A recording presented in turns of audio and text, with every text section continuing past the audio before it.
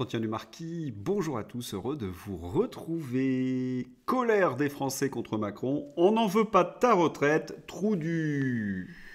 Avant de traiter cette information et beaucoup d'autres, je voulais remercier, comme il se doit, tous ceux qui me permettent de vivre de ma passion. Aujourd'hui sont à l'honneur DMTM, Ludovic Martin, Martine Reynaud, Chantal et Paul Rapp. Merci à eux. Et puis je tenais aussi à vous remercier pour votre soutien, pour vos petits pouces levés, pour vos vidéos diffusées sur d'autres réseaux sociaux, pour vos gentils messages. Sachez que vous m'obligez dans le sens noble du terme.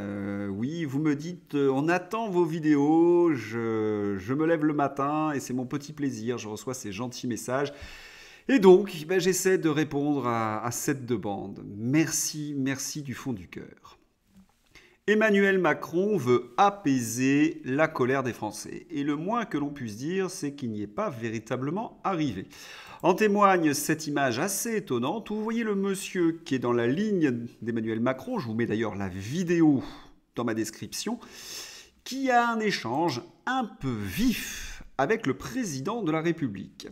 Il lui dit, en effet, on ne veut pas ta retraite, trou du... Voilà, alors je ne vais pas dire le mot, je reste convenable bien évidemment. Tout le monde le connaît, tout le monde est assis dessus. Mais la question que je me suis posée, c'est que, est-ce que ce monsieur est représentatif déjà de l'ensemble des Français? Quand j'écoute CNews ou BFM ou les grandes gueules, eh bien non, il ne serait pas représentatif. Et puis de toute façon, on n'insulte pas le président, ai-je entendu dans la bouche de Kevin Bossuet. Alors, le premier mot, on n'en veut pas de ta retraite, je pense qu'en effet, ce monsieur représente la majorité de la population française, dans la mesure où nous avons vu tous les sondages qui allaient d'entre 70 et 85% contre la réforme des retraites d'Emmanuel Macron.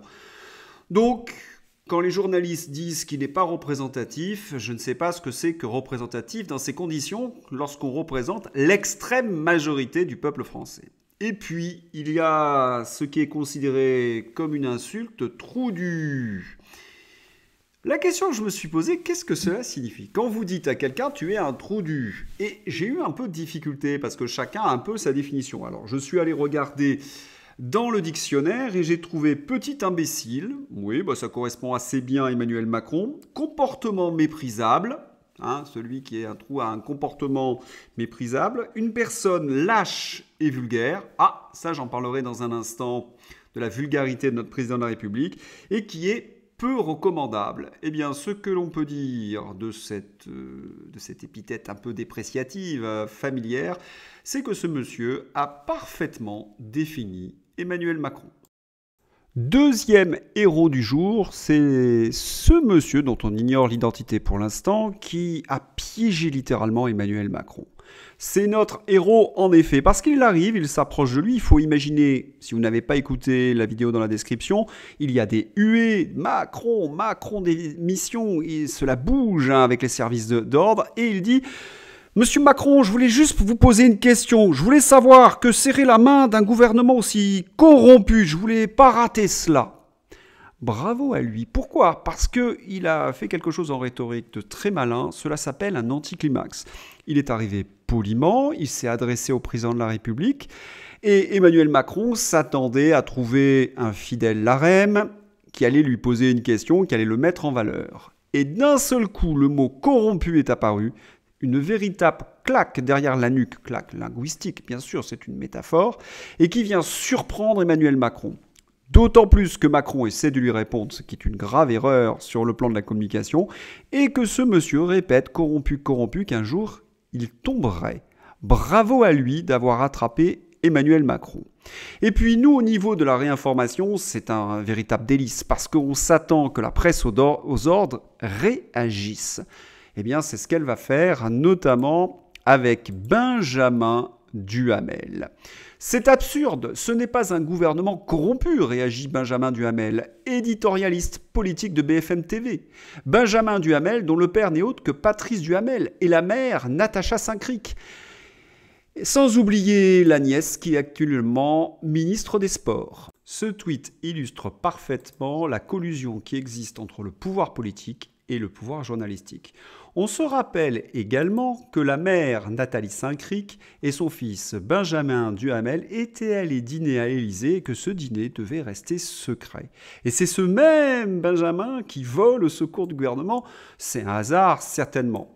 Il est la parfaite illustration, c'est son l'ironie, de ce qu'on appelle la presse aux ordres. Lorsqu'on regarde son père, Patrice Duhamel, il a dirigé France 2 notamment, il a été à la direction du Figaro, il a dirigé une école de journalisme. Quant à Nathalie Saint-Cricq, on se rappelle toutes ses sorties en faveur d'Emmanuel Macron. Elle a même été capable un jour de nous expliquer qu'Emmanuel Macron était trop brillant, trop supérieur pour ces Français à moitié abrutis. Voilà ce que c'est que la famille Saint-Cricq-Duhamel.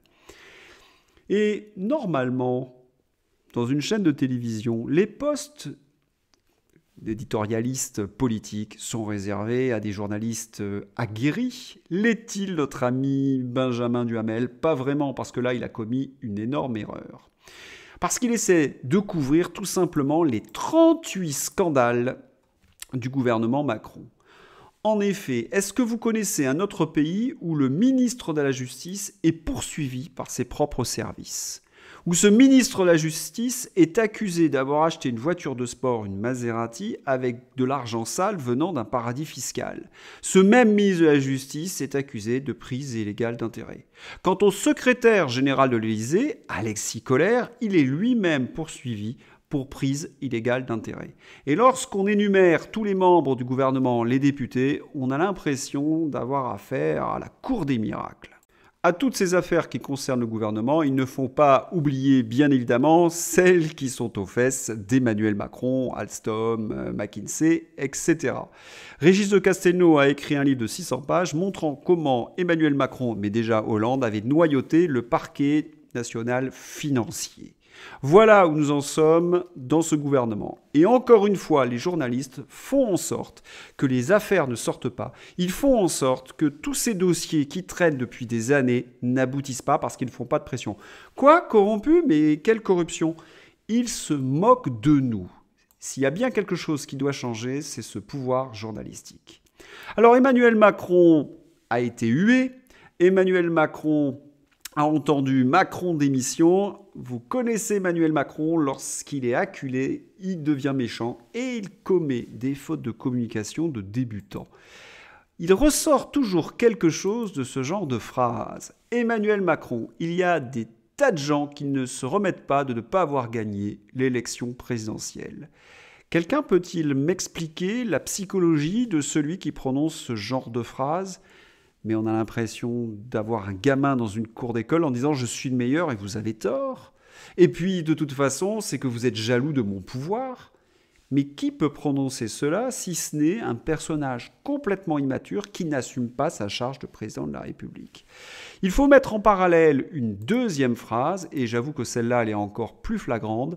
Cette colère s'exprime, je ne m'attendais pas à autre chose, elle ne m'empêchera pas de continuer à me déplacer partout à travers le pays. Cette déclaration est dans la suite de la précédente. Emmanuel Macron montre toute son immaturité.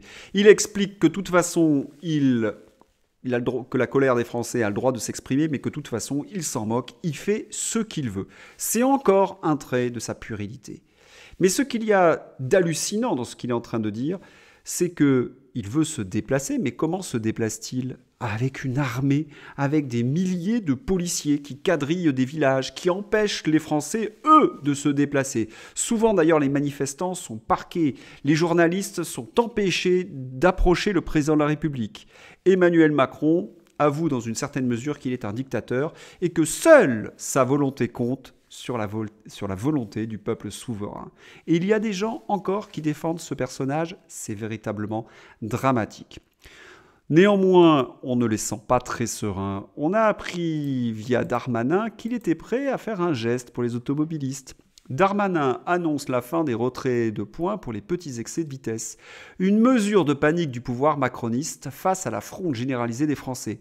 Comme Ceausescu sur son balcon qui promet de doubler les salaires avant de s'enfuir. Et on a appris que de nombreux ministres annulent leurs déplacements en province parce que la police ne peut plus les protéger. Ils devraient faire faire face à des manifestants qui exprimeraient leur colère. Alors ils annulent. Et lorsqu'on pose la question aux Français, êtes-vous choqués par les huées envers Emmanuel Macron, par ses Macron démissions, à 88%, les Français disent non. Si Macron ne comprend pas qu'il est détesté des Français et que son pouvoir est terminé, l'agonie sera lente, très lente, les institutions bloquées. On espère tous que les lyotes arriveront à faire tomber ce gouvernement et qu'Emmanuel Macron sera poussé vers la sortie. D'autant plus que le pouvoir européen, lui aussi, prend des décisions complètement abracadabrantes. En effet, nous apprenons sous la plume de Philippe Murer que l'Union européenne a décidé d'une taxe carbone de 45 € tonnes dès 2027 pour le chauffage et les carburants. Une famille de 4 personnes consommant 40 tonnes de carbone par an devra payer 1 800 € de taxe carbone dans 4 ans. Ils vont ruiner les Français. Et particulièrement les Allemands de l'Est, j'ai vu, sont en train de se révolter parce qu'ils n'auront plus le droit d'utiliser leur chaudière au fioul. Ce sont des gens qui organisent les pénuries. Et ensuite, ce sont les citoyens européens, les citoyens français qui sont obligés de payer l'addition. Va-t-on rester là sans rien faire? D'autant plus que nos pires ennemis se présentent souvent comme nos alliés. C'est ce que nous dit avec beaucoup de brio Thierry Mariani. Nous l'écoutons. 2022, l'approvisionnement énergétique et donc la compétitivité des industries européennes étaient attaqués par une puissance étrangère qui sabota les gazoducs Nord Stream. Joseph Borrell affirmait toute perturbation délibérée des infrastructures énergétiques européennes est totalement inacceptable et fera l'objet d'une réponse vigoureuse. Un attentat aussi hostile contre la sécurité et l'indépendance économique des peuples européens ne doit pas rester sans lendemain. Joe Biden avait annoncé qu'il n'y aurait plus de Nord Stream en cas de guerre en Ukraine. Le journaliste américain Seymour Hersh, prix Pulitzer, a accusé clairement dans son enquête les États-Unis de ce sabotage. Car l'attaque contre Nord Stream est en réalité un sabotage du marché énergétique européen en période de conflit. En un mot, c'est un acte de guerre. Notre Parlement doit lancer en urgence une commission d'enquête sur cet acte hostile et ne peut pas reculer devant l'éclatement de la vérité, même si elle dérange. Notre prétendu meilleur allié peut être en fait notre pire concurrent. En effet, le pouvoir européen semble se soumettre au pouvoir américain pour le plus grand préjudice des populations européennes. Heureusement, il y a des citoyens qui se dressent et qui attaquent la tête de l'Union européenne. Souvenez-vous de ce que je vous ai dit avec Ursula von der Leyen. Eh bien, Frédéric Baldan nous explique très bien ce que je vous avais dit dernièrement, mais il le reprend au micro d'André Berkoff. La différence entre ma plainte et la demande du New York Times, le juge d'instruction ne va pas demander les SMS, il va s'en saisir. On arrête de jouer. J'ai l'impression que le temps où Emmanuel Macron, Ursula von der Leyen étaient tout-puissants est terminé. Les citoyens se soulèvent, certains députés de l'opposition, des associations, les Français même qui vont jouer de la casserole dans les rues.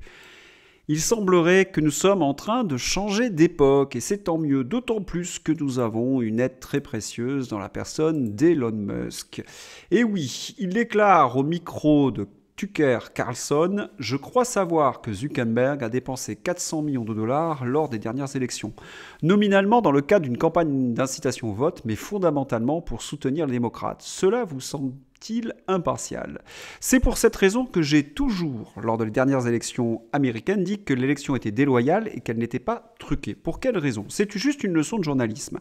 Si vous ne pouvez pas prouver quelque chose, vous êtes en tort. C'est ce qui est arrivé d'ailleurs à Fox News, qui a accusé Dominion d'avoir truqué l'élection avec leur machine. Ils ne sont pas arrivés à le prouver, ils doivent payer une amende record de plus de 700 millions de dollars. Par contre, Elon Musk, lui, est capable de prouver qu'en effet, l'élection était déloyale parce qu'il y a eu une collusion entre les pouvoirs médiatiques, une partie du FBI et une partie de la Big Tech, et notamment de Zuckerberg. C'est cela qu'il faut faire. Lorsque vous accusez votre adversaire, il faut être sûr de vos sources. C'est d'ailleurs ce qui arrive notamment à Fauci. Fauci, qu'est-ce qui lui arrive à Fauci? Eh bien, l'ancien directeur du renseignement national est d'accord avec l'ancien directeur du CDC pour dire que le docteur Anthony Fauci a menti au Congrès. Sous serment, s'il a menti, il devrait être inculpé. C'est comme ça qu'on arrivera à abattre ce pouvoir injuste et totalitaire. Être rigoureux dans nos accusations. Allez, pour la fin, on va organiser un dîner, vous savez, ces fameux dîners de C là. Et là, j'ai un champion du monde de classe mondiale. Regardez celui-là. C'est Philippe Béchat d'ailleurs qui me l'a conseillé. Avec Jimmy Mohamed, je suis passé de la croyance au constat factuel. Je croyais en la réincarnation, maintenant j'en ai la preuve. Ce médecin n'a pas pu devenir aussi idiot en une seule vie. On ne peut pas réintégrer des gens qui sont dans la croyance et qui ne croient pas au vaccin. Bravo au télescopage, croyance et croient pas au vaccin. Voilà, si vous avez aimé cette vidéo, n'hésitez pas à la soutenir, à la diffuser sur d'autres réseaux sociaux. Je suis littéralement épuisé. J'espère que vous avez apprécié ce journal. Et puis, je vous souhaite évidemment une excellente journée. Bye bye.